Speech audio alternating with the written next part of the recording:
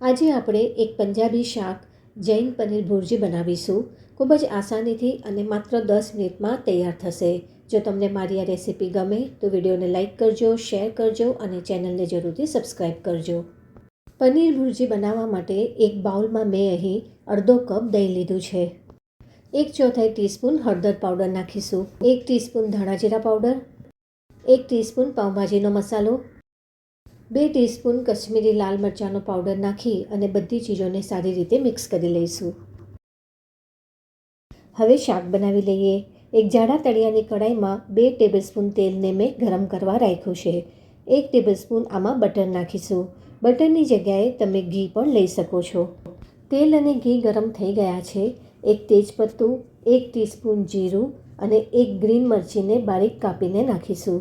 Green મરચી તમે તમારા સ્વાદ અનુસાર ઓછી, વધુ કે પછી સ્કીપ પણ કરી શકો છો। હવે આમાં અડધો કપ કેપ્સિકમ નાખીશું। એક મીડિયમ સાઇઝના કેપ્સિકમના બારીક ટુકડા કરીને મેં લીધા છે। હવે મીડિયમ ફ્લેમ પર આને સોફ્ટ થવા દઈશું। 2 થી 3 મિનિટમાં આ સોફ્ટ થઈ ગયા છે। હવે 1 કપ ભરી અને ટમાટર લઈશું।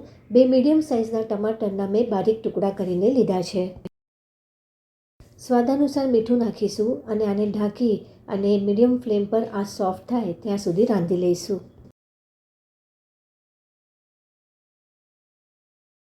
4 થી 5 મિનિટ પછી આ જુઓ, ટમાટર આપણા સોફ્ટ થઈ ગયા છે। વચમાં મેં 1 થી 2 વાર આને હલાવી લીધું હતું। પાઉંભાજી મેશરથી આને હવે સારી રીતે મેશ કરી લઈશું। સારી રીતે મેશ કરી અને હવે જે આપણે દહીં તૈયાર કર્યું છે એ આમાં નાખી દઈશું। 1/4 કપ પાણી દહીંવાળા બાઉલમાં નાખીને એને પણ ઉમેરી દઈશું। હવે સારી રીતે બધું મિક્સ કરી અને દહીંમાં ઉભરો આવવા દઈશું। દહીંમાં ઉભરો આવી ગયો છે। હવે આમાં 1 ટેબલસ્પૂન બેસન નાખીશું। બેસન નાખવાથી ગ્રેવી થીક થશે અને 1 ટેબલસ્પૂન કસૂરી મેથી પણ નાખીશું, જેથી શાકનો સ્વાદ વધી જશે। હવે બંને વસ્તુઓને સારી રીતે મિક્સ કરી લઈશું। અડધો કપ પનીરને મેં અહીં છીણીને લીધું છે એ નાખીશું અને મિક્સ કરી લઈશું। આટલા માપથી 2 થી 3 જણા માટે આ શાક બનીને તૈયાર થશે। હવે આ ટાઈમે તમે આ શાકને ચાખી લેજો। ટમાટરની ખટાશને બેલેન્સ કરવા હું અહીં અડધી ટીસ્પૂન સાકર નાખી રહી છું। તમે તમારા સ્વાદ અનુસાર સાકરને ઓછી, વધુ કે પછી સ્કીપ પણ કરી શકો છો। હવે આને ઢાંકી અને લો ફ્લેમ પર 2 મિનિટ માટે આને કૂક કરી લઈશું। 2 મિનિટ પછી આ જુઓ, આપણું શાક બનીને તૈયાર છે। આ પરફેક્ટ કન્સિસ્ટન્સીનું બન્યું છે। આ ગરમા ગરમ શાકને તમે રોટલી, નાન કે પરાઠા સાથે સર્વ કરો।